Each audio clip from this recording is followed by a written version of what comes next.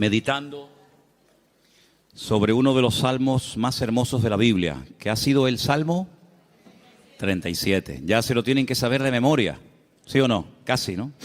Vamos a abrir la Biblia, por favor, por el Salmo 37. Aleluya, gracias al Señor. El jueves también meditamos un poquito acerca del Salmo y estuvimos viendo algunas cosas que vamos a poner ahora ahí en la pantalla. Pero el Salmo 37 es un acróstico. Cada 2 versículos empieza por una letra del alfabeto hebreo, empezando por la primera, la Aleph, terminando por la última, Tav.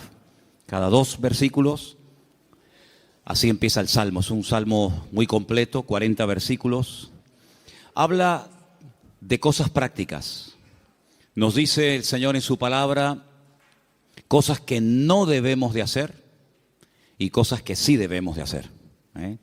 No solamente el Salmo contiene prohibiciones, sino también mandamientos a decir, oye, que tienes que hacer esto y esto y esto y esto otro. El mensaje de hoy, aunque está basado en el Salmo 37, yo lo he titulado, y así después lo vais a poder encontrar en internet, los 10 mandamientos del Salmo 37.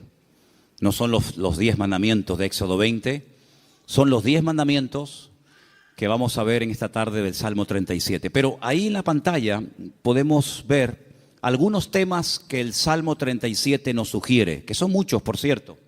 Tenemos, no, eso es lo de hoy, sería lo del jueves pasado, ¿vale? Eso es lo de hoy. Hay una listita de temas que nos sugiere el Salmo 37. No hemos tocado todos, evidentemente, pero son temas, todos y cada uno de ellos muy interesantes. Nos habla de el bien, de la misericordia. Te los estoy dictando para que los vaya escribiendo, aunque están escritos, pasa que no los he encontrado, pero el que busca haya. La justicia, la salvación, la sabiduría, etcétera, etcétera. Son muchísimos temas que nos habla el Salmo 37 y eso lo vimos el jueves, para los que estuvisteis aquí y para los que no estuvisteis. También vimos que el Salmo 37 nos da diferentes características de los creyentes. Hay momentos en que los llama santos, los llama íntegros, los llama pacíficos, los llama justos. En fin, hay diferentes características de la gente que ha depositado y ha puesto su confianza en el Señor. También nos habla de diferentes características de la gente mala. De hecho, hay un texto que dice que hay gente mala. Hay gente que está bajo maldición. Hablamos un poquito el jueves. ¿Qué es eso de las maldiciones? ¿Existen? ¿Se pueden quebrar? ¿Se transmiten? De todo eso hablamos un poquito el jueves, porque también el Salmo 37 nos habla de los que están bendecidos. Así que habla de los que están bendecidos y de los que están bajo alguna maldición. Y pusimos el ejemplo de los cananeos, que eran los nietos o eran descendientes de uno de los hijos de Noé, y cómo Noé maldijo a Canaán, no a Can, su hijo, sino a Canaán, y de la cual vienen toda la raza, todas las naciones de los cananeos, todas las tribus, pueblos que estaban allí, y cómo eran personas que tenían unas características típicas de los cananeos. Una promiscuidad sexual terrible, idólatras, agresivos, salvajes realmente. Y todo eso nos lo sugiere el Salmo 37. Y el Salmo 37 también nos ayuda a superar ciertas y determinadas actitudes que si no las cortamos de raíz, se pueden terminar convirtiendo en algo normal en nuestra vida. Por ejemplo, la envidia. La envidia hay que cortarla de raíz. Los celos, la desconfianza. Dice la Biblia que no tenemos que tener envidia, no tenemos que perder los nervios. Después todo eso lo vamos a ver viendo los versículos. Pero el Salmo 37 es un salmo que también nos ayuda a reaccionar ante lo que nosotros podemos considerar una injusticia. Yo pienso que si yo en esta tarde preguntara, ¿cuántos de los que están aquí han sentido que en algún momento se han sentido injustamente tratados? Pienso que a lo mejor todos levantaríamos la mano, ¿sí o no? A veces por un padre, por una madre, por un pastor, por un jefe en el puesto de trabajo. Todos hemos sido de alguna manera, en algún momento, desde nuestro punto de vista, cuidado, injustamente tratados. ¿Y cómo tengo que reaccionar ante la injusticia? Ante lo que yo esperaba recibir y resulta que he recibido, pero todo lo contrario. El Salmo 37 es el antídoto perfecto. Que por cierto no es la queja. La queja es el lenguaje de los cobardes. La queja mata la fe, debilita el alma. Cuando una persona está todo el santo día quejándose, aunque no hables mucho con él o con ella, la forma como habla, la forma como opina, te está descubriendo el bajísimo nivel espiritual de su vida. El Salmo 37 nos habla de diferentes niveles espirituales. Algunos dirán, pero hay niveles, claro que lo hay. No todo el mundo tiene la misma fe. No todo el mundo tiene el mismo nivel de paciencia o de amor o de conocimiento de la palabra. Siempre habrá alguien que sepa más que nosotros, ¿sí o no? Cuando ustedes van, por ejemplo, a la Biblia, encuentras momentos en los que el Señor se le queda mirando a un hombre y le dice: tú eres un hombre de mucha fe, grande es tu fe. Y hay momentos que se le queda mirando a otro y le dice: hombre de poca fe. Luego, los dos tenían fe, pero este tenía una gran fe y este tenía fe, pero poca. Entonces, en la vida, no todo el mundo tiene la misma fe, no todo el mundo tiene la misma paciencia, no todo el mundo tiene el mismo conocimiento, el mismo discernimiento espiritual. Eso es normal, eso es así, nos guste o no. Y el Salmo 37 nos da consejos para alcanzar un nivel óptimo en nuestra relación con Dios y no caer en la desilusión, en la desesperanza, en la tristeza, porque dijimos que la tristeza, estoy preparando un mensaje, ya lo daré en su momento. Bueno, estoy preparando un montón de mensajes, pero uno de los que estoy preparando son las distintas caras o disfraces que se pone el orgullo. El orgullo se disfraza, se camufla, a veces de religioso, de espiritualidad, pero a veces el orgullo, y usted dirá, ¿sí? Me suena raro eso. Bueno, el orgullo a veces se disfraza de tristeza. La gente tiene una tristeza y en el fondo es porque tiene un problema con el orgullo. ¿Por qué estás triste?, le preguntas a alguien. No, porque no he recibido lo que tenía que esperar o esperaba recibir, porque no me han tratado como yo esperaba y estoy triste.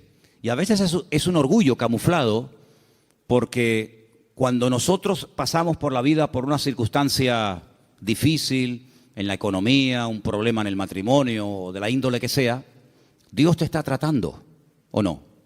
Dios está tratando contigo. Y hay gente que no le gusta y se rebelan contra la forma como Dios le está tratando. Entonces, sin palabras, le estás diciendo a Dios: yo no merezco este trato, Parece que la tienes tomada conmigo. Es como yo le decía a mis padres: es que los profesores la tienen cogida conmigo. Todos, el de matemática, el de geografía, todos la tenían cogida conmigo. Y siempre la culpa la tiene, si no es el gobierno, es el pastor, si no es el marido, si no es la mujer, si no es Dios, si no es el diablo. Siempre alguien tiene la culpa, menos yo. Y el Salmo 37 es una radiografía de una realidad. La realidad presente. Dijimos el primer día, les recuerdo, que el pasado no existe. Amén. El pasado no existe, no podemos presentarlo, no podemos pesarlo, no podemos medirlo, no podemos tocarlo, no podemos verlo. Es algo abstracto. ¿Dónde está el pasado? Está aquí. Yo lo puedo recordar, hombre, no todo, pero el pasado lo tengo en la cabeza. Y hay personas que viven ancladas en el pasado. O bien porque el pasado fue pésimo y les marcó, o bien porque el pasado, según ellos creen, fue mejor que su presente. Pero ya leímos el otro día un versículo en el libro de Eclesiastés donde dice que no es sabio y no está bueno decir, no es sabio opinar o decir que los tiempos pasados fueron mejores que estos, sino que cada tiempo tiene su característica, y si tú tienes que mirar a tu pasado para recordar algo bonito, es que tú no tienes presente. Ahora, nosotros no podemos modificar el pasado. Si yo no puedo modificar el lugar donde nací, ni la fecha, ni la hora, yo no puedo modificar el pasado, pero sí puedo echar a perder mi futuro. Dile al que está a tu lado: tu pasado no lo puedes cambiar. pero puedes echar a perder tu futuro. Ay, amigo. Yo no puedo evitar que ayer o antes de ayer o hace 10 años o hace 20 años me ocurriera aquella cosa que me hizo tanto daño. Ahí está, yo no lo puedo evitar, ya está hecho. Hombre, puedo evitar que el pasado me controle, puedo evitar que el pasado me manipule y condicione mi estilo de vida en el presente, pero cuidado, porque hay ciertas actitudes que como tú las mantengas y las cultives y las desarrolles, lo que estás haciendo es sembrar, pero sembrar mal, y puedes llegar a estropear tu futuro y lógicamente también tu presente. Así que el Salmo 37 es un antídoto contra tantas cosas que yo les animo a que si pudierais incluso hasta aprenderlo de memoria, hicierais un intento por aprenderlo de memoria. A lo mejor si en casa sois 4 o 5, pues decir, bueno, vamos a aprender cada uno, papá, aprende tú 5 versículos. Mamá, tú otros 5, yo otros 6. Hasta el perro puede, si tuvieras loro, hasta el loro podría aprender algún texto. Apréndanse el Salmo 37, es excelente. Vamos a ver hoy los 10 mandamientos del Salmo 37. Y ya te he dado tiempo de sobra, Saray, para que los encuentres. Los tenemos ahí en la pizarra, ¿verdad? Amén, qué bueno, estupendo. Vamos a leerlos todos, los 10 mandamientos del Salmo 37. Después vamos a leerlos en los versículos correspondientes. Primero, fuerte, confía en Dios.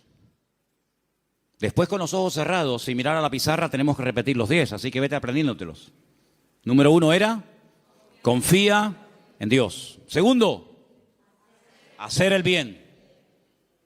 Confía en Dios y hacer el bien. Vamos bien. Tercero, deleítate o deleitarse en Dios. Confía en Dios, hace el bien, deleitarse en Dios. Bien, hasta ahí llego. Venga, otro más. 4,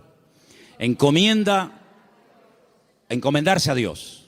Bien, confía en Dios, hacer el bien, deleitarme en Dios, encomendar a Dios mi vida. Venga, el 5, guardar silencio. Pero no dice, hermano, que hablemos. Guardar silencio ante Dios. Guardar silencio. 6, esperar en Él. 7, dejar la ira. 8, dejar el enojo, desecharlo. 9, apartarme del mal. Y 10, guardar su camino. ¿Qué tal? ¿Los habéis aprendido? Vamos a repasarlos. Confía en Dios, hacer el bien, deleitarse en Dios, encomendarse a Dios, guardar silencio, esperar en Él, dejar la ira, desechar el enojo, apartarme del mal y guardar su camino. Quítalo. Los 10 mandamientos del Salmo 37. Número 1. Bien, confía en Dios. Número 9. No. Segundo. Ese es, hacer el bien. Número 3. Número 4. 5. Guardar silencio, sin mirar. 6. Esperar en Él. 7. 8. 9. Apartarse del mal. Y 10. Guardar su camino. Versículo 3 del Salmo 37 dice, confía en Dios. Primer mandamiento, confía en Dios. Fiarme de Dios. Depositar toda mi vida en sus manos, sabiendo que no hay vida más segura que cuando yo pongo mi confianza totalmente en el Señor. No digo que pongas parte de tu vida o parte de tu negocio o parte de tu tiempo en las manos del Señor y otra parte, no. 100% tu confianza en Dios. Porque algunos dicen, no, yo confío en Dios. Pero cuando se les abre la cartera y se les cae al suelo tienen la Bonoloto, los ciegos. Hay uno que también es de los discapacitados. Ese, lo conoces, ¿no? Ese. ¿Qué más hay? Rasca. No, yo confío en Dios. Ya te veo. Ay, amigo. Pero por la mañana se levantan y leen el horóscopo.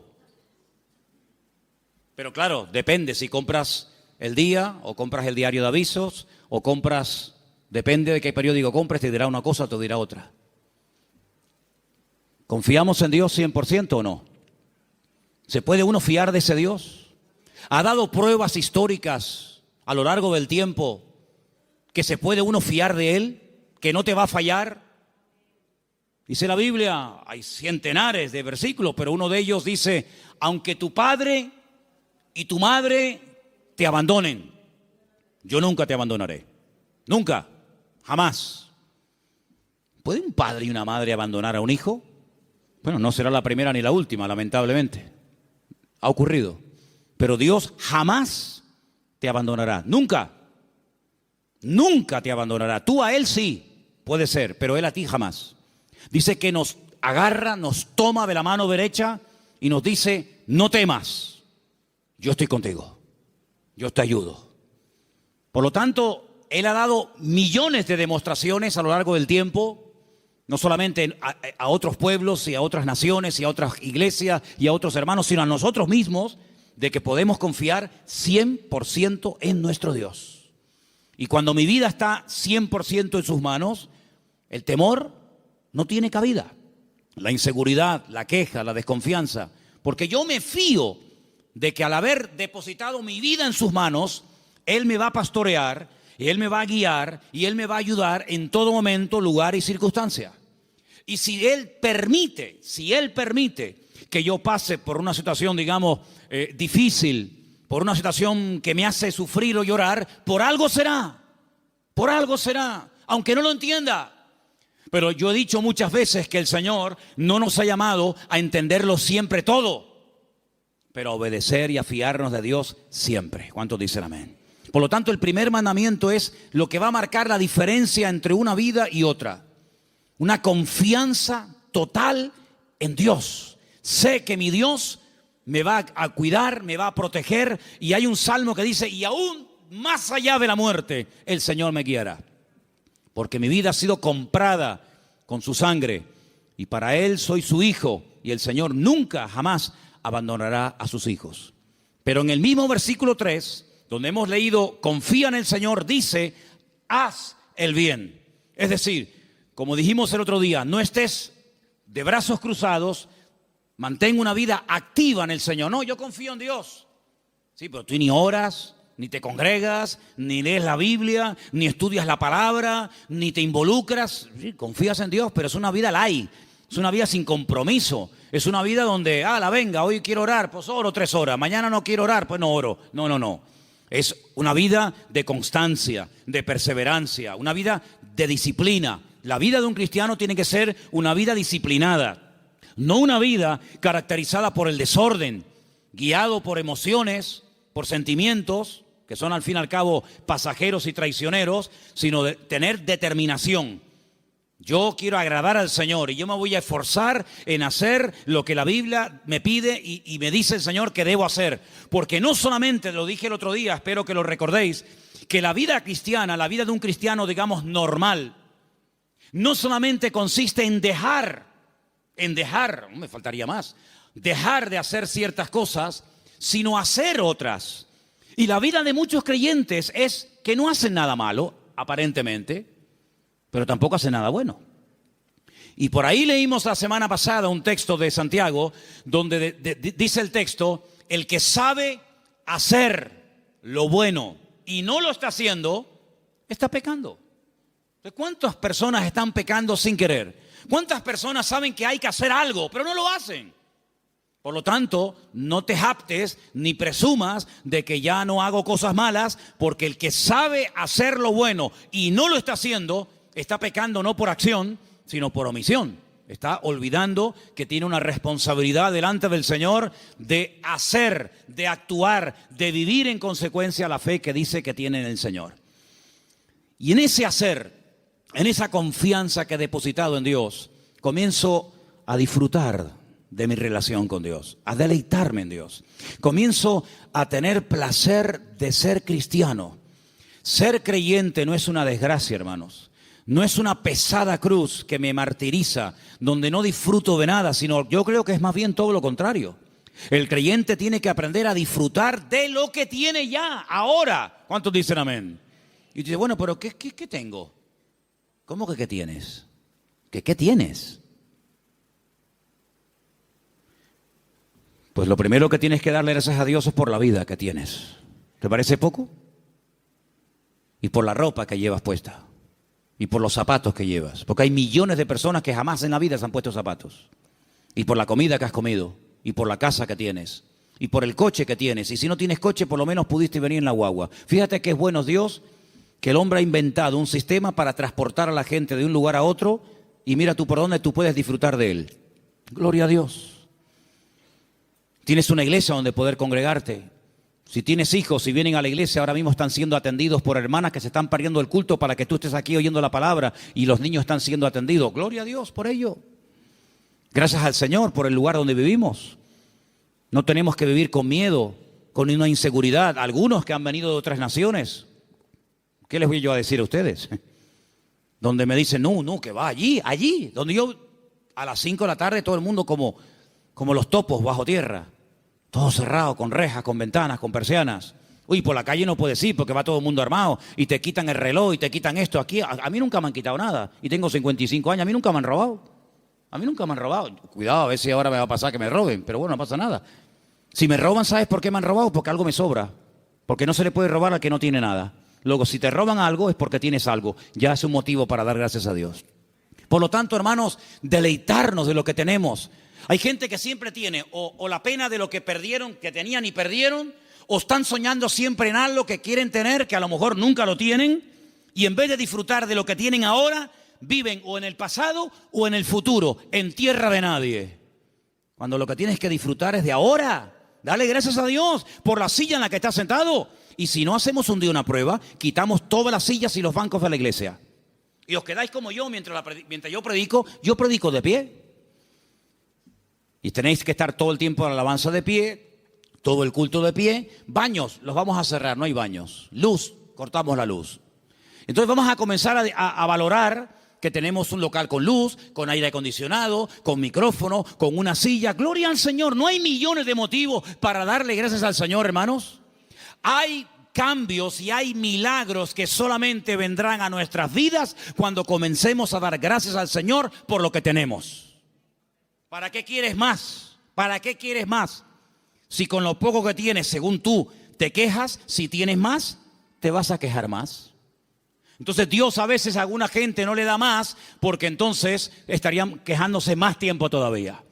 Dice la Biblia que un día los discípulos llegaron al Señor y le dijeron, Señor, la gente tiene hambre, viven lejos, el lugar en el que estamos es desierto, no hay comida y ni siquiera tenemos dinero para dar de comer a semejante multitud. Diles que se vayan. Y el Señor le dice, ¿y por qué?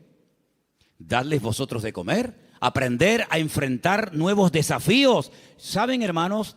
Una congregación, un creyente que no tiene desafíos delante, es un creyente que termina con el paso del tiempo estancándose.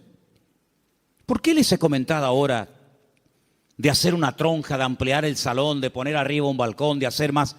Pero tenemos que tener desafíos delante de nosotros. Si no nos acomodamos, nos hacemos señoritos. Bueno, estamos bien como estamos. Como decía la antigua canción, somos un pequeño pueblo muy feliz. No, hay que esforzarnos y hay que trabajar y hay que sudar. Y cuando yo empiece a notar, yo les hablo de Manolo Sierra, cuando yo empiece a notar que me estoy acomodando, digo, hermano, mi tiempo aquí se terminó. Yo no quiero estar más aquí. Yo me tengo que ir a un sitio de pionero a empezar de cero. Hermanos, no podemos darle lugar a la rutina en nuestra vida, a la monotonía. Tienen que haber desafíos. Hay congregaciones que viven de las glorias del pasado, iglesias que ya lo tienen todo. Y te das cuenta que les hace falta todavía tantas cosas, como le dice la Odisea. Nos hemos enriquecido, no nos hace falta de nada. Y el Señor estaba en la puerta de la iglesia llamando, dice, si alguno oye mi voz, Entraré a Él, cenaré con Él y Él conmigo. Habían perdido lo más grandioso y hermoso que puede tener una congregación, que es la presencia del Señor. La habían perdido y ni siquiera se habían dado cuenta. ¿Cuántas cosas hay por ahí así que nos dejan con la boca abierta? Por lo tanto, hermano, vamos a deleitarnos en el Señor. Vamos a disfrutar de la vida. ¿No dice la Biblia, deleítate con la mujer de tu juventud? ¿No dice eso la Biblia? En la mía sí. Algunos me miran como diciendo, pero eso dice la Biblia. Uy, más todavía. Con la mujer de tu juventud, que sus caricias te satisfagan en todo tiempo. Así que ya saben, yo me deleito, pero tú me haces caricias. Eso dice la Biblia, deleítate con sus caricias. Gloria a Dios. Dale gracias a Dios por tus hijos. ¿Cuándo fue la última vez que dijiste, te doy gracias por mi hijo? Pero es que ella tiene 80 años, no importa. Otros lo perdieron cuando tenía 20. Y el Señor te lo ha dado a ti 40 años. Ay, amigo. Dale gracias a Dios por tu madre, por tu padre. Dale gracias a Dios por el pastor que tienes, porque de momento es el único que tiene. Es lo que hay. Dale gracias a Dios por todo lo que tienes cada día. Y cada vez que comas, di, Señor, hoy han muerto 17,000 personas de hambre en el mundo y yo no seré una de ellas. Yo ahora tengo algo para llevarme a la boca. Gloria a Dios. Comenzar a regocijarnos en el Señor. Hermanos, que la gente diga, pero ¿qué tiene esa gente que no se quejan? ¿Qué tenemos? El Dios más grande y más maravilloso que jamás se pueden encontrar por la vida. ¿Cuántos dicen amén? Eso es lo que tenemos. ¡Aleluya! Gloria a Dios. Amén. Pero el quinto mandamiento, el primero era confía en Dios, el segundo era hacer el bien, el tercero era deleitarme en Dios, el cuarto era encomendar a Dios, poner todo, mi vida, mis negocios, mi futuro, mis planes, todo en las manos del Señor. Pero el quinto es muy bueno. ¿Cuál era? Guarda silencio. Ay, amigo. Ay, amigo. Yo ya les conté una vez, yo sé que ya se lo conté. Algunos dirán, eso ya lo contaste, sí, pero te lo voy a contar otra vez. En la antigua Grecia se le daba mucha importancia a la oratoria, a hablar en público. De hecho, había escuelas muy famosas que hasta el día de hoy, en marketing y en muchas escuelas, se emplean las técnicas de aquella época, donde los griegos le daban mucha importancia al hablar en público, a perder el miedo escénico, etc.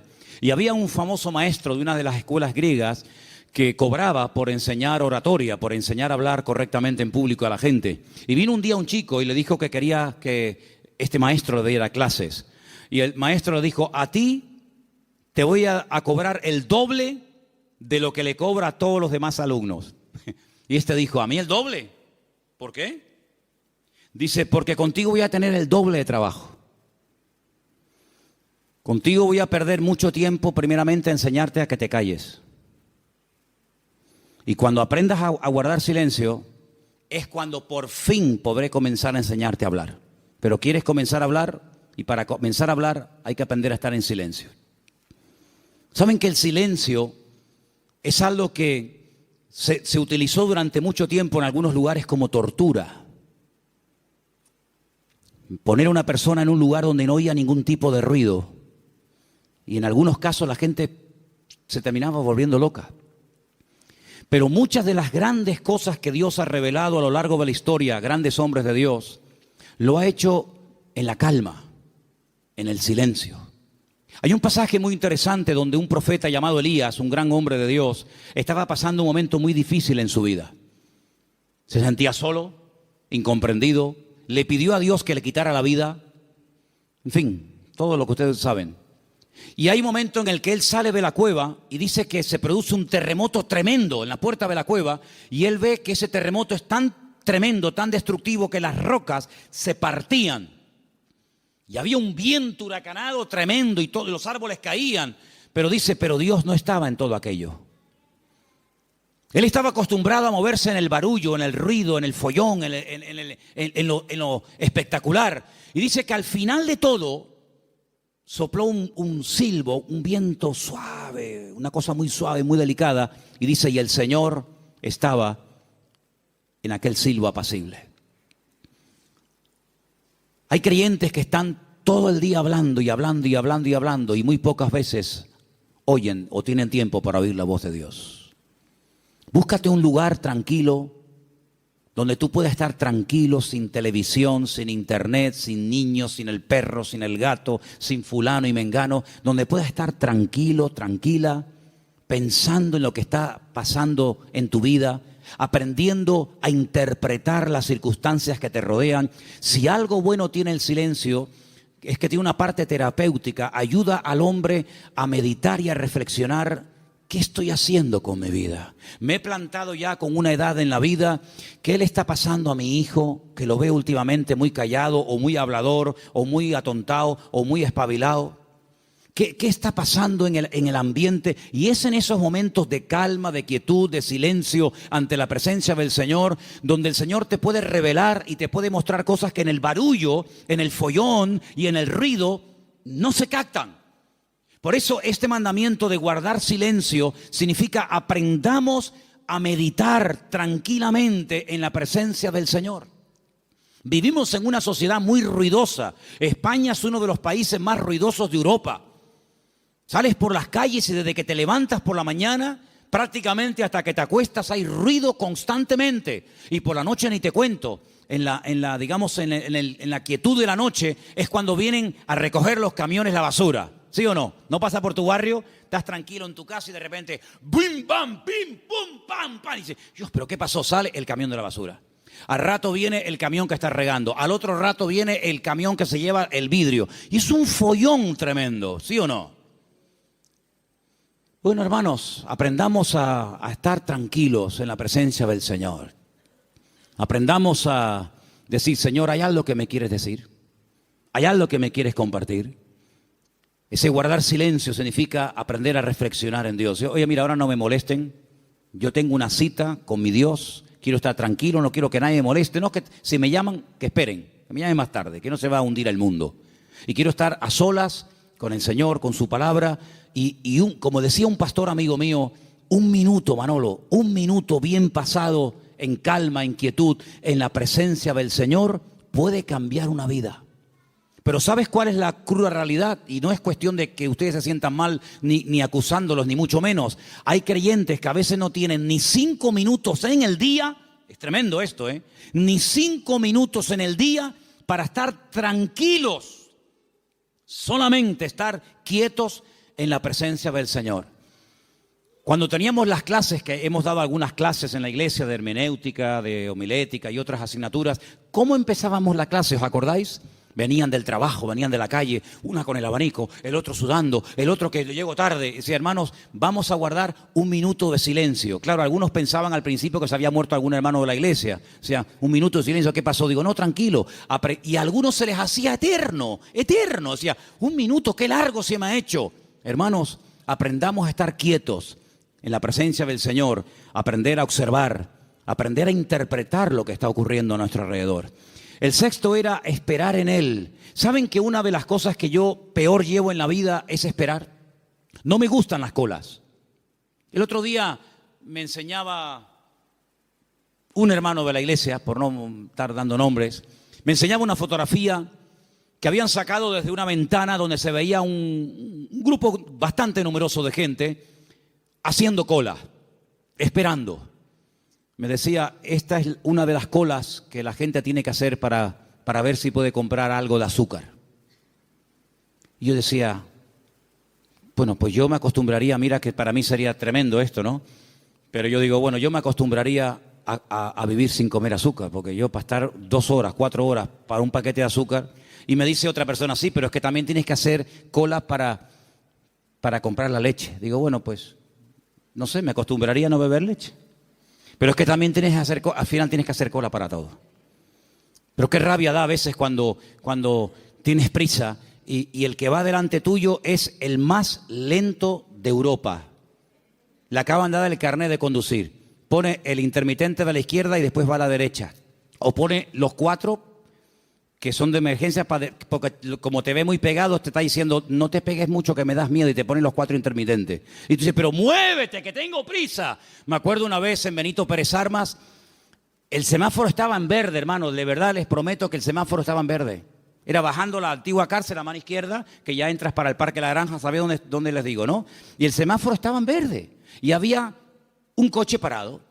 Y yo le decía, Al principio fue una pita suave. Pip. No sé. Después, más prolongada. Al final, saqué la cabeza por la ventana. Digo, pero muévete de una vez, hombre, que está verde. Atontado, que estás atontado. Y sacó la cabeza una señora y me dice, hola, pastor, ¿cómo está, hermano? Y le dije, hola, hermana, hola, dele, hermanita, dele, vamos, vamos. Ah, qué vergüenza, ¿no? Si hubiera sido oveja en vez de pastor, me hubiera cambiado de iglesia, para que no me diera. Bueno, son cosas que pasan, ¿no? Soy humano como cualquiera de ustedes. Así que, hermanos, aprender a esperar en la vida se hace a veces complicado, ¿verdad? Pero es importante y fundamental aprender a esperar en Dios, no tener prisas. Porque, ¿saben? He descubierto que Dios no tiene prisas. ¿Cuántos dicen amén? ¿Saben que hay un pasaje donde una persona, no quiero decir la palabra se enfada, pero casi se enfadó con el Señor? Porque nunca le había pedido nada, nunca. Sabían que el Señor siempre estaba muy ocupado. Sabían que el Señor siempre estaba viajando, hablando por aquí, predicando. Y nunca le habían pedido nada. Solamente un día le pidieron un favor. Y el favor era muy concreto, muy directo. Señor, el que amas está enfermo. Como diciendo, Señor, ven pronto. Y dice la Biblia, saben lo que estoy hablando, ¿verdad? De Lázaro. Era amigo de Jesús. Vivía en Betania, donde estaba con sus dos hermanas, Marta y María. Dice la Biblia que cuando le llega la noticia al Señor, no dice, como seguramente esperaban la familia, venga, vamos que hay que ir a orar por Lázaro. O podía incluso haber hecho lo que hizo con el siervo del centurión, ¿os acordáis? Cuando le dijo el centurión, Señor, no hace falta que vengas a mi casa, di la palabra y mi criado sanará. Podía haber dicho, Padre, desde aquí pido que sanes ahora a mi amigo Lázaro. Y Lázaro hubiera sido sanado. Pero ni siquiera hizo eso. Sino dice que llegó 4 días después del aviso. Y claro, cuando llegó, evidentemente, la enfermedad era grave, porque dice la Biblia que Lázaro ya estaba muerto y enterrado. Si ellas sabían que no iban a molestar al Señor por una tontería. Cuando llegó, sale una hermana, se lo encuentra en el camino y le dice estas palabras que ustedes saben perfectamente. Señor, si tú hubieras estado aquí cuando te mandamos a llamar, nuestro hermano no habría muerto. ¿Cómo interpreta usted esas palabras, hermano? Usted que sabe griego, arameo y hebreo. ¿Cómo lo interpreta usted? Me ha fallado. Mi hermano se murió por tu culpa. ¿Está mal interpretado? Es versión Manolo Sierra. Si tú hubieras estado aquí, esto no hubiera ocurrido. Sale la otra hermana. Porque una parece que era como más carnal, ¿no? La otra era un poquito más espiritual. Pero fíjate que las dos se contagiaron y le dijeron exactamente las mismas palabras al maestro. Si tú hubieras estado aquí, mi hermano no hubiera muerto. Estaban dolidas, ¿sí o no? Estaban dolidas, estaban molestas con el maestro. Esto no tenía que haber pasado. Salmo 37. No te impacientes. No pierdas los nervios. Después vamos a ver eso. Y el Señor le dice, Marta, María, que yo soy la resurrección y la vida. El que cree en mí, aunque esté muerto, vivirá. Claro, ellas eran judías, ellas no eran paganas, ellas conocían la Escritura, ellas sabían perfectamente por las Escrituras del Antiguo Testamento que se habla de la resurrección. Y entonces cuando el Señor dice que yo soy la resurrección y la vida, y le dice el Señor, tu hermano resucitará, ellas dicen, yo sé que mi hermano resucitará, pero no ahora, sino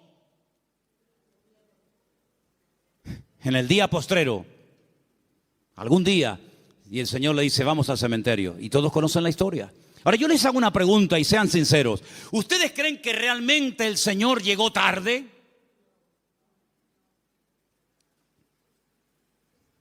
El Señor nunca llega tarde a ninguna casa, a ninguna familia.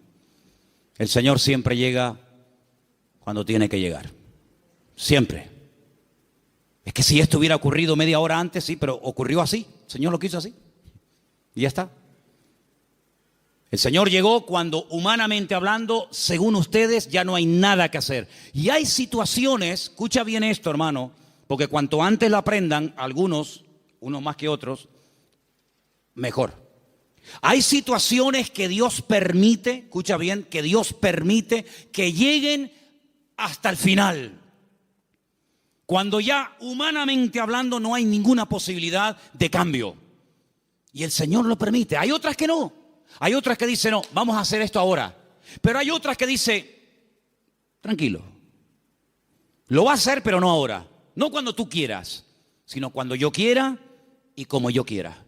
Y cuando llega al cementerio, hace uno de los milagros más espectaculares que el Señor hizo a lo largo de su ministerio. Levantar a un muerto que hacía 4 días que estaba enterrado. Eso no lo había hecho nunca. Había resucitado personas que estaban aún calientes. ¿Se acuerdan? La hija de Jairo. Cuando llegó, dice, acaba de morir. Luego, si la tocabas, la niña estaba caliente, acaba de morir, pero estaba muerta. Pero el Señor la resucitó. Había otros casos donde dice la Biblia que lo llevaban en la caja para enterrarlo y bueno, los judíos entierran a la gente el mismo día que muere. Por lo tanto, no hacía ni 24 horas que había muerto. Pero nunca el Señor había llegado tan lejos. Nunca el Señor había hecho un milagro de una resurrección después de 4 días. Si ustedes van a Israel, si ustedes han ido a Jerusalén alguna vez conmigo, ustedes van a ver que en todos los cementerios judíos hay una abertura, como una ventana, que es por donde se cree que al tercer día se va el alma. Y ya es como demasiado tarde, ya no hay escapatoria. A los 3 días, a las 72 horas, se va el alma y ya se fue. ¿Cuándo llegó el Señor? Al 4.º día. Cuando ya no había ninguna posibilidad, según la tradición, según la medicina, de levantar a un muerto, es cuando llegó el Señor. No podía el Señor haber llegado el primer día, antes de que muriera así, pero hubiera sido una sanidad más, de tantas. Pero el Señor quería hacer algo especial, porque amaba tanto a Lázaro, que si hubiera llegado a la media hora o a los 10 minutos de haber recibido el llamado, hubiera sido una sanidad. Y Lázaro podía haber dicho, el Señor me sanó cuando yo estuve enfermo. Pero yo te amo tanto, Lázaro, que no te voy a sanar. Te voy a resucitar. Y eres la única persona en toda la historia de la humanidad que yo resucité al 4.º día. Entonces no te das cuenta, hermano y hermana, que a veces hay situaciones como que tú dices, pero ¿dónde va a terminar todo esto? ¿Pero hasta cuándo va a llegar esto? Es por el amor tan grande que Dios te tiene, para que no sea una cosita más que puede pasar desapercibida, o que incluso algún incrédulo diga, bueno, sería casualidad. No, va a llegar al límite, al extremo, cuando ya no hay ninguna posibilidad de cambio, de mejoría o de perfeccionamiento, cuando el Señor va a llegar y va a decir, ahora, para que la gente diga, esto era para la gloria del Señor. ¿Cuántos dicen amén? ¡Aleluya! Así que, tranquilo, no te precipites. Amén. Hay 4 prohibiciones, antes de seguir con la lista de los mandamientos. Hay 4 prohibiciones, las voy a leer rápidamente. 4 cosas que el Salmo dice que no tenemos que hacer. Yo las voy a leer y tú te vas a preguntar a ti mismo si la estás haciendo. La primera está en el versículo 1. Salmo 37:1. No te impacientes a causa de los malignos. No te impacientes. No pierdas la paz. Tranquilo, relájate. Dile a que está a tu lado, relájate. Tranquilo. No te impacientes. No pierdas la paciencia. Número 2, en el mismo texto. Ni tengas envidia de los que hacen iniquidad. Así que ni impacientarme, ni tener envidia. Jamás. Ni una cosa ni otra. Versículo 7. No alterarme. Guarda silencio ante el Señor, espera en Él. No te alteres con motivo del que prospera en su camino por el hombre que hace maldades. No te alteres. Tranquilo, relájate. Cuenta hasta 10. Versículo 8. Deja la ira desecha el enojo, no te excites en manera alguna a hacer lo malo. Estas son las 4 prohibiciones, las 4 cosas que el Salmo 37 prohíbe hacer a un creyente. No perder la paciencia, no tener envidia, no alterarme y no hacer lo indebido, es decir, lo malo. ¿Qué te parece? Y en esta actitud, en esta riqueza del Salmo 37 me dice, deja la ira y desecha el enojo. Es decir, si te enfadas, vas a comenzar a hacer y a decir tonterías. Cuando una persona está enfadada, ¿tú le has oído las tonterías que dice? Incluso hasta orando dice tonterías. Ya no aguanto más. Y el Señor dice, cállate, machango. Sabrás tú si aguantas o no aguantas. Si yo te mando esto es porque tú aguantas. Pero ya Él lo dijo. Nadie me ama. Las tonterías que uno dice cuando está enfadado, es como cuando uno está desanimado. Las peores tonterías, las peores barbaridades, los peores insultos, las peores humillaciones se dicen cuando uno está enfadado o desanimado. Y por eso la Biblia dice, no permitas que tu carácter te controle, porque cuando nuestro carácter nos controla, siempre la embarramos. ¿No dicen así los argentinos? O los uruguayos, la embarramos. Metemos la pata. Entonces, pues oye, Señor, ayúdame a tener control, dominio propio, dice la palabra. Dominio propio. Teníamos hace años en una montaña que hay en Llano del Moro, en una torre muy alta, teníamos unas antenas que colocamos allí cuando pusimos la primera emisora de radio cristiana de las Islas Canarias. Y había un hombre que todas las mañanas subía a ese monte y pegaba un grito, pero un grito que se oía en todo el valle, se montaba en el coche y yo creo que se iba a trabajar. Y yo digo, oye, uno dirá que está loco, pero yo creo que este hombre es sabio, Porque el hombre se iba al monte, pegaba un alarido estilo Tarzán, yo creo que tenía algo de espíritu de Tarzán. Gritaba, se montaba en el coche y se iba. Oye, a lo mejor tenemos que irnos a la montaña de los Campitos, procura que no haya nadie, porque claro, si subes por la noche y pegas un alarido estilo hombre lobo allí, van a decir que hay un loco aquí, un endemoniado. Pero hermano, ¿sabes qué? Tenemos que aprender a desahogarnos con Dios. ¿Cómo se desahogaba Cristo? Con el Padre. ¿Dónde fue? Al huerto de Getsemaní. Y en el huerto de Getsemaní dice que agonizaba, lloraba, clamaba, allí peleaba. Y cuando salía y se levantaba y le decían, venimos a aprender a Jesús, dice, yo soy. ¡Pum! Y caían todos al suelo. En otras palabras, era un hombre que no descargaba en los demás su enojo, su enfado, lo que fuera, sino que aprendía a desahogar su alma delante del Padre. Y eso es algo que tenemos que aprender todos, hermano. Porque hay gente que está contenida. Y hermano, el tranquilito, el que no se enfada nunca, cuando se enfada, échate a correr, Échate a correr. Dice, no, este bobo. Este no se enfada nunca. Cuando se enfada, apaga la luz y vámonos, Porque es el increíble Hulk. Que por cierto, me encontré en la puerta de la iglesia allí 2 puños del increíble Hulk. No sé si a alguien se le cayeron. ¿Los puedes enseñar? No sé quién trajo eso, pero bueno, ahí están. Yo dije el otro día, y según el Salmo 37 y otros, hay 2 vías de escape, 2 válvulas de escape que Dios ha puesto en el ser humano que tiene que usarlas. Una es el llanto y otra es la risa.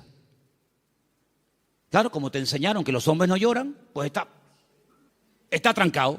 Y como tampoco no es la alegría de la huerta, dicho sea de paso, pues tampoco se ríe. Entonces ni llora ni ríe. Y un día va a explotar más de uno.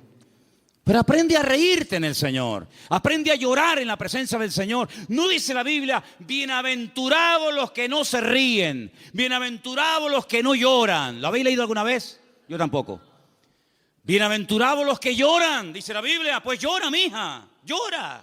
Llora delante del Señor. Llora, hermano y hermana, delante del Señor. Señor, lloro de esto, lloro por aquello, lloro por tal, lloro por cual. Y te aseguro que tu alma se va a descargar, se va a desahogar. Y cuando salga, vas a salir con las fuerzas renovadas, vas a salir levantado por el Señor, vas a salir bendecido. Pero no vivas una vida hermética, trancada, porque ni Cristo vivió así. Él, dice la Biblia, que se quebrantó y lloró y sudó grandes gotas de sangre. Y se desahogó delante del Padre. Ahora, ¿qué hace la gente? Se desahoga con una botella de vino en la mano. Se desahoga metiéndose un pico de heroína. Se desahoga haciendo no sé qué y no sé cuánto, echándole la bronca a la mujer, al hijo, pegándole una paliza al otro. No, esas no son las formas. Esos son los métodos mundanos. La forma de Dios es que aprendas a ir a la presencia del Señor y abrir tu corazón y decirle: Señor, no aguanto más. Y en la Biblia encontramos grandísimos hombres de Dios que lloraron a gritos, dice la Biblia. Sí, a gritos lloraron. ¿Quién? José. Lo dije el otro día cuando compartía de este mismo salmo. Dice que ya no aguantaba más. Léalo, textualmente lo estoy citando. Ya no podía contenerse más. Ya llegó al límite. Oye, me venden mis hermanos. Les pido por favor que se apiaden de mí, que me saquen de este pozo que tenía que haber escorpiones y serpientes. No me hacen ni caso. Me quitan las prendas, me llevan desnudo a Egipto. ¿Yo qué pinto en Egipto? Un país de idolatría, un país de una promiscuidad terrible, de idolatría por todos lados. De repente llega allí, no sabe hablar el idioma, desnudo, lo compran como esclavo. De ser el niño bonito y amado del padre, pasa a ser un esclavo, un sirviente, sin derechos, tratado al trancazo, por querer vivir una vida recta y honesta y santa delante del Señor. Lo acusan de algo que él nunca había hecho. ¡Pum! A la cárcel, sin comérselo ni bebérselo, ahora en la cárcel. Allí con delincuentes, con asesinos, con violadores, con lo peor. Y ahora, ¿y cuándo voy a salir yo de aquí? Yo qué sé, no tengo abogado, yo ni siquiera sé expresarme en el idioma de este país. Cuando sale de allí, Dios lo levanta, lo bendice, lo prospera. Y cuando ve venir a sus hermanos, no permitió que la ira, que el enojo, que la rabia dijera: ahora que tengo poder. Porque cuántas veces yo he dicho de este mismo púlpito: si quieres conocer a un hombre de verdad, si quieres conocer a un pastor de verdad, si quieres conocer a una persona de verdad, dale poder y dale dinero. Claro, el coleta, el otro que, en fin, y el otro, es muy fácil criticar lo que hacen los demás, que yo no defiendo a nadie, ahí me da igual, para mí son todos iguales. Pero hermano, cuando alguien suba ahí arriba, da igual si es un cargo poderoso en la política, en el deporte o donde sea, dale dinero, que mueva millones. Dale poder. Y espera a ver si no se corrompe. Porque es muy difícil llegar a esos niveles, moviendo centenares y miles de millones. Que tenga la cabeza bien amueblada. Ay, amigo. José ahora tiene poder. Es el hombre más poderoso de la tierra después de Faraón. No se mueve ni una hoja sin su permiso. Faraón dice: no, a mí no vengan, vayan a él. Él es el que organiza el país, él es el ministro de Hacienda, él es el ministro de Economía, él es el que administra. A mí no me den la paliza, vayan a él. Delegó todo en José. Ahora tiene poder, ahora tiene autoridad, ahora tiene dinero, ahora tiene sirviente. Ahora hasta Potifar, aquel que lo compró, ahora tiene que venir y postrarse delante de él. La mujer de Potifar: ven para acá. Ahora él podía haber dicho: ahora os vais a enterar lo que vale un peine, amigo. Ahora vienen los hermanos. Y él podía haber dicho: lo van a pasar canutas, como me le hicisteis pagar a mí. Dice que llegó un momento, viendo a sus hermanos, que ya no podía aguantar más. Y empezó a llorar a gritos. Cuando los hermanos ven a aquel llorando, le dice: yo soy vuestro hermano José, ¿sabes? No tengáis miedo. No me mandasteis vosotros a Egipto. Fue Dios el que me mandó aquí. Pasa que a mí me tocó el primero, pero al final todos van a tener que venir aquí. Así que vayan a casa de mi padre, díganle que vengan, cuéntenle la verdad, que le han tenido engañado al viejo 20 años, diciéndole que me había matado una bestia. Tráiganlo y vamos a comenzar a disfrutar de la vida. Guardó su corazón, no permitió que la ira, la rabia, ¿verdad?, el poder le transformara, sino que él supo canalizar todo aquello para bendecir a otras personas. ¿Te das cuenta? Entonces, queridos hermanos, dice la Biblia: sobre toda cosa guardada, guarda tu corazón. Porque la escasez, el depender día a día del Señor no ha echado a perder a nadie. Yo nunca he visto a nadie que por depender del Señor para todos se echara a perder. No, de verdad, créame, no he conocido a nadie, pero sí he conocido a muchos que cuando tuvieron algo, muchacho, otra persona completamente. Es como yo a veces le digo a los jóvenes, oye, cuando no tenías novia, y no me dirijo a nadie, pero el que tenga, porque tenga, ¿no? O cuando no tenías novio, oye, eras encantadora, saludabas a todo el mundo, venías temprano al culto, te ibas la última. Ahora que tienes novio, eres más antipático que un pepino. No, amén, no digan amén. No. ¿Quién dijo amén? No digan amén, que se van a hacer... No. Entonces, que las circunstancias de la vida no te cambien. Sigue siendo igual, mijo. Sigue siendo igual. Tengo dinero, gloria a Dios. No tengo, gloria a Dios. Oye, que vengo en la guagua, amén. Que vengo en coche, amén. Que vengo en limusina, amén. Ten cuidado que como te la vea yo, te la vendo y compramos la tronja para la iglesia. ¿Me entiendes? Entonces, hermano, mantengamos el equilibrio en el Señor. Mantengamos el equilibrio. Vamos a deleitarnos de lo que tenemos, pero vamos a apartarnos. Versículo 27, apártate del mal. Este versículo es buenísimo. Ya termino con este y con uno más. Apártate del mal, apártate del mal. Dios no tiene que apartarse del mal, somos nosotros los que tenemos que apartarnos del mal. Es decir, ser selectivo. ¿Me conviene a mí esta amistad con esta persona? ¿De qué habla esta persona? Pues mira, está todo el día hablando de esto. No me conviene. No digo que sea mala persona, pero no me conviene. Su mundo no es mi mundo. Sus conversaciones no son las mías. Y para ser amigo tengo que entrar en su terreno y no me va. No me interesa. Apártate del mal. Aprender a retirarse a tiempo. Mira, no me conviene esta amistad, no me conviene este lugar, no me conviene estar todo el día con esto. Eso es lo que dice la Biblia. No son prohibiciones porque lo digo yo y punto. No, sino es por tu bien. Apártate del mal. Porque el mal difícilmente se aparta de uno. Escúchame bien. Generalmente el que tiene que apartarse del pecado es uno. El pecado generalmente no se aparta de ti. Tú sales a la calle y hay más droga que antes. Y más alcohol que antes. Y más mentira. Y más de todo que antes. Luego el mal difícilmente se aparta de una persona. Te tendrás que ir a vivir al Valle de Ucanca allí solo. Y ni siquiera allí.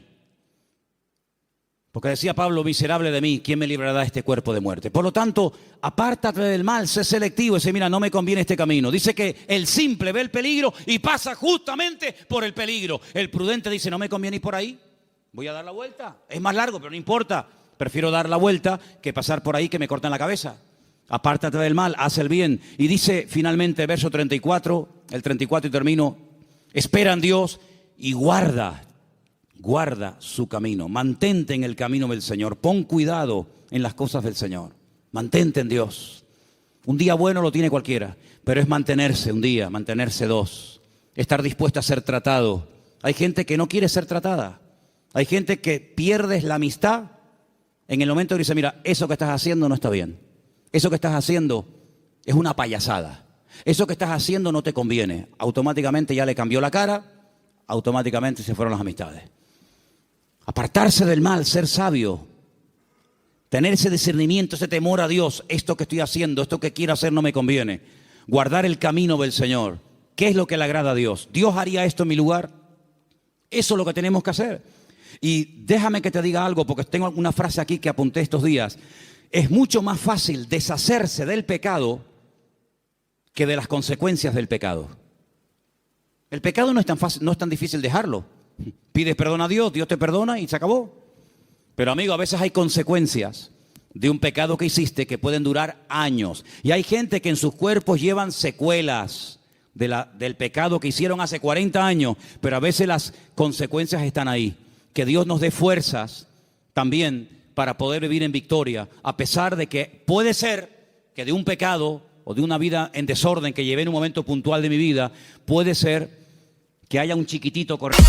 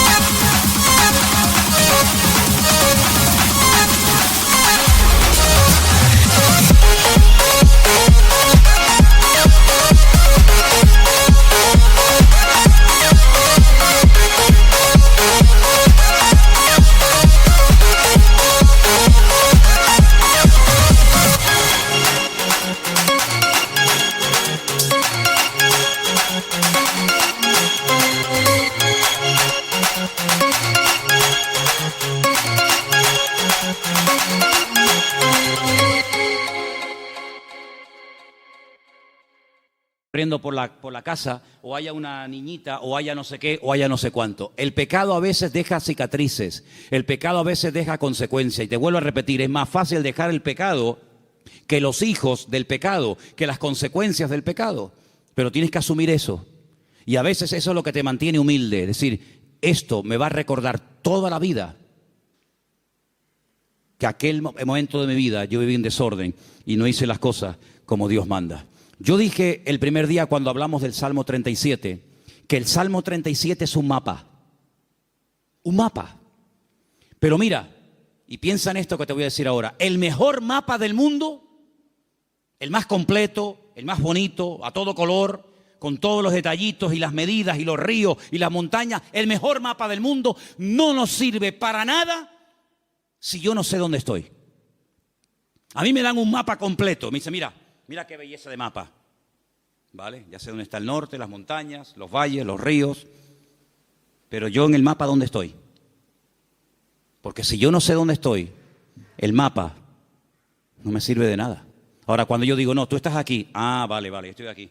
Ok, vale, pues entonces dame un compás, dame una regla, yo mido, y entonces yo sé que me faltan tantas horas o tantos kilómetros para llegar aquí. Si yo no sé dónde estoy, el mapa no me sirve de nada. Aquí hay un mapa perfecto, el GPS de Dios. Pero si tú no sabes dónde estás, ¿de qué me sirve a mí esto? Eso de decir, no, lee la Biblia.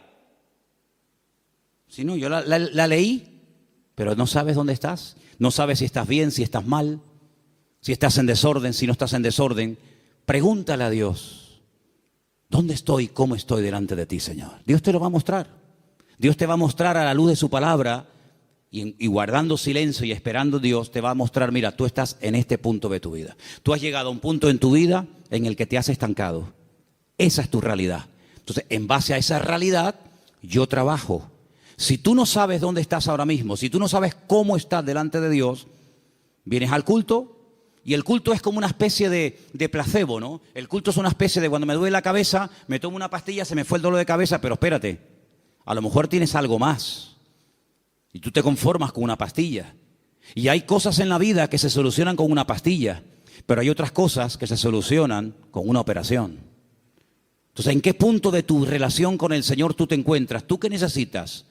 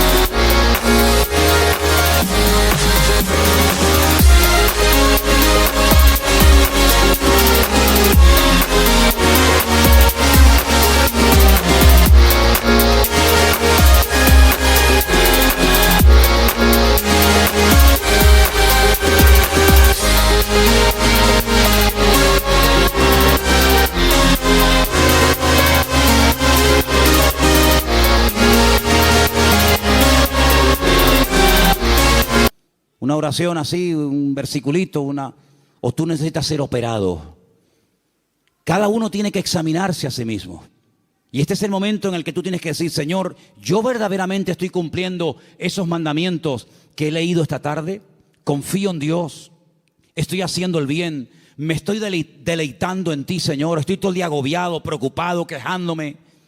¿Estoy poniendo mi vida en tus manos o llevo una agenda paralela? No, Dios para los domingos. También para el jueves, si es que voy. Pero yo tengo una agenda personal y privada. Yo sé lo que voy a hacer en mi vida, esto y hasta aquello. A mí me hace mucha gracia cuando hay gente que me dice, no, él tiene la agenda completa para los próximos 5 años. Cuando dice la Biblia, ¿cómo eres capaz? ¿Cómo eres capaz de presumir del día de mañana si no sabes qué te traerá de sí el día? ¿Tenía Cristo agenda? Dice que somos como el viento, que ni sabemos de dónde vamos ni a dónde venimos. Guardamos silencio ante Dios, esperamos en Dios tranquilamente. ¿El carácter está siendo cada vez un aliado nuestro o nos está cada vez traicionando y dominando más? ¿Dejamos la ira, el enojo, nos estamos apartando del mal o cada vez estamos tonteando más con el mal? Porque el mal no perdona, amigo. Como te metas donde hay mal, como te metas en terreno minado, lo más probable es que se te salga una pierna por los aires. Hay una parte en Israel donde yo llevo a la gente que es la frontera más cercana a Jordania, que antiguamente era territorio jordano. En el 67 Israel peleó con Jordania, triplicó las fronteras y llegó hasta la misma ribera, hasta la misma orilla del río Jordán. Y es algo muy estrecho, mucho más estrecho que esta iglesia. Ves al soldado jordano allí sentado haciendo guardia y ves al israelita aquí y el río medio. Es una frontera muy, muy estrecha. Allí se ha convertido en un lugar típico para hacer bautismos. Ahora, Dios mediante, tendremos bautismo en noviembre allí, si Dios quiere. Pero ¿sabes qué, hermano? Cuando llegamos a ese lugar con la furgoneta, tenemos que aparcar donde ellos nos dicen que tenemos que aparcar. Porque los jordanos, cuando se fueron, dejaron todo aquel terreno en represalia por haberlo perdido, todo lleno de minas, todo lleno de minas. Miles y miles de minas. Entonces han puesto unas alambradas con unos carteles escritos en diferentes idiomas: no se salgan del camino, no entren aquí, no entren por allá. Y tú, si vas en línea recta y aparca, no hay ningún problema. El que se va a bautizar vuelve. Pero si alguien se quiere ir con el Señor antes de tiempo, dice: mira, después de bautizarte, en vez de venir en línea recta, vete por allí y ya te vas de paso ya con el Señor. Es un terreno minado. El que entra se juega la vida, amigo. El mundo está lleno de minas. Tu barrio donde tú vives está lleno de minas por todos lados. Y el diablo te dice: no pasa nada, otros han pasado y no han muerto, pasa tú también. ¡Pum! Y el simple va. Entonces, apartarnos del mal. Decir: yo le veo las orejas al lobo, no le veo todavía el cuerpo, pero le veo las orejitas asomando por la valla, pues entonces me doy la vuelta y me voy. Eso no es ser cobarde, eso es ser valiente. Porque hay que ser más valiente para salir corriendo ante el peligro que ser un osado y enfrentarse al enemigo así a cara descubierta que te parte en la cara. Y finalmente dice: guarda su camino. Cierra tus ojos en esta tarde, hermano. Son estos 10 mandamientos. Apréndetelos de memoria. Escríbelos ahí en una hoja, ponlos en la Biblia. Cuando te levantes mañana por la mañana, dilos en alta voz. A lo largo del día, ponlos ahí en el tablero del coche o en el espejo de tu habitación, o te estés afeitando, lavando.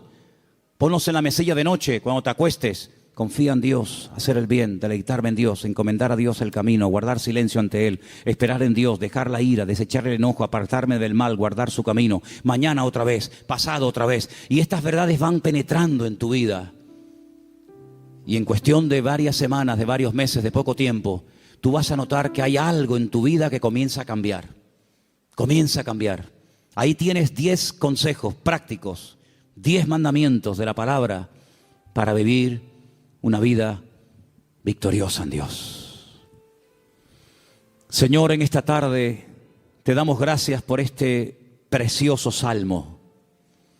Salmo escrito por nuestro hermano y querido David Hamelech, el rey David. Gracias, Señor, porque tu palabra nos habla miles de años después de haber sido escrita, como si se hubiera escrito la noche misma. Señor, queremos pedirte que nos dé fuerzas para que podamos poner en práctica estos mandamientos, estos sabios consejos que el dulce cantor de Israel, el hombre más cerca del corazón de Dios, nos dejó en la palabra para que los escudriñemos y los pongamos en práctica. ¿Cómo sabía él que hay que apartarse del mal cuando hay tiempo de hacerlo? ¿Cómo sabía él deleitarse en Dios? ¿Cómo sabía David confiar en ti, Señor? ¿Cómo sabía David encomendar, poner la vida en tus manos antes que en el hombre? ¿Cómo habla la voz de la experiencia, Señor? Y queremos en esta tarde pedirte que nos ayudes a poner en práctica esta palabra que hemos aprendido hoy, Señor. Danos fuerza para poder hacerlo. Te lo pedimos en el nombre bendito y poderoso de Jesús. Amén y amén.